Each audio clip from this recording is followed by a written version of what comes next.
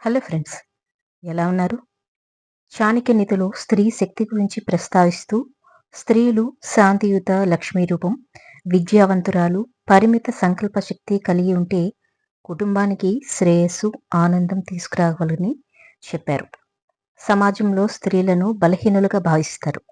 కానీ కొన్ని రంగాలలో స్త్రీలు పురుషుల కంటే ముందంజలో ఉన్నారు. దీని గురించి చాణక్య నీతిలో ప్రస్తావించబడింది. ఆచార్య చాణక్యుడు తన చాణక్య నీతిలో స్త్రీ శక్తి గురించి మాట్లాడాడు. స్త్రీల అందాన్ని వారి బలంగా భావిస్తారు. మధురమైన మాటల శక్తితో మహిళలు ప్రతి ఒక్కరిని తమ అభిమానులుగా చేసుకుంటారు. దీనివల్ల ఆమెకు ప్రతి చోట గౌరవం లభిస్తుంది. ఆమె లక్షణాలు కుటుంబ ప్రతిష్టను పెంచుతాయి. కుటుంబంలోని అనేక తరాలు మంచి నైతికతను పొందుతాయి. ఈ లక్షణాలు ఉన్న స్త్రీని మీరు వివాహం చేసుకుంటే మీ జీవితంలో ఆనందమే ఉంటుంది. ఆచార్య చాణక్యుడి ప్రకారం మానవ జీవితం విలువైనది. ఈ జీవితాన్ని విజయవంతంగా, అర్థవంతంగా మార్చుకోవాలనుకుంటే ఎల్లప్పుడూ గుర్తుంచుకోవాల్సిన కొన్ని విషయాలున్నాయి. చాణక్యుడు స్త్రీల, పురుషుల భాగస్వాములుగా మారడం గురించి కూడా మాట్లాడాడు. ఒక స్త్రీ తన జీవితాన్ని మెరుగుపరుచుకోవడానికి ఎలాంటి లక్షణాలు కలిగి ఉండాలో తెలుసుకుందాం. శాంతియుత వర్షలక్ష్మి రూపం.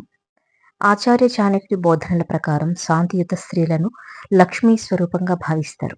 అటువంటి పరిస్థితుల్లో ప్రశాంతమైన మనసున్న స్త్రీ పురుషుడి జీవితంలో భార్యగా మారితే ఆమె ఇంటిని ప్రశాంతంగా ఉంచడమే కాకుండా కుటుంబంలో శాంతి, ఆనందాన్ని నింపుతుంది. అలాంటి స్త్రీలు ఎప్పుడూ కుటుంబ శ్రేయస్సును కోసం ప్రయత్నిస్తారు.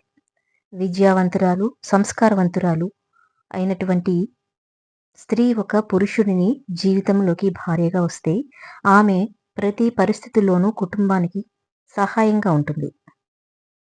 అలాంటి మహిళలు ఆత్మవిశ్వాసం కలిగి ఉండడమే కాకుండా ధైర్యంగా పెద్ద నిర్ణయాలు తీసుకోగల సామర్థ్యం కలిగి ఉంటారు.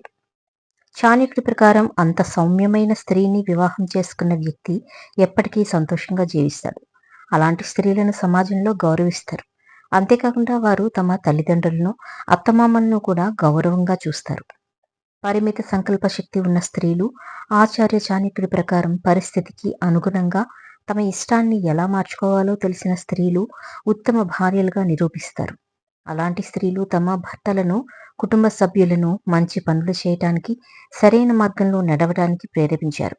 వారి పరిమిత కోరికల కారణంగా కుటుంబం కూడా ఆర్థిక సంక్షోభంలో పడదు. ఇది మొత్తం కుటుంబానికి ప్రయోజనం చేకూరుస్తుందట. అందుకే అమ్మాయిలు ఇలాంటి విషయాల్లో, ఆర్థిక విషయాల్లో అబ్బాయిల కంటే ముందుగానే ఆలోచించి నిర్ణయాలు తీసుకుంటారు. అవసరమైతే తమ పార్ట్నర్ సహాయం తీసుకుంటారు. మరి మీ పార్ట్నర్ కూడా అంతేనా? పెళ్లి చేసుకునే వాళ్ళు కూడా ఇప్పుడు చెప్పిన లక్షణాలున్న అమ్మాయిని చేసుకుంటే బెటర్.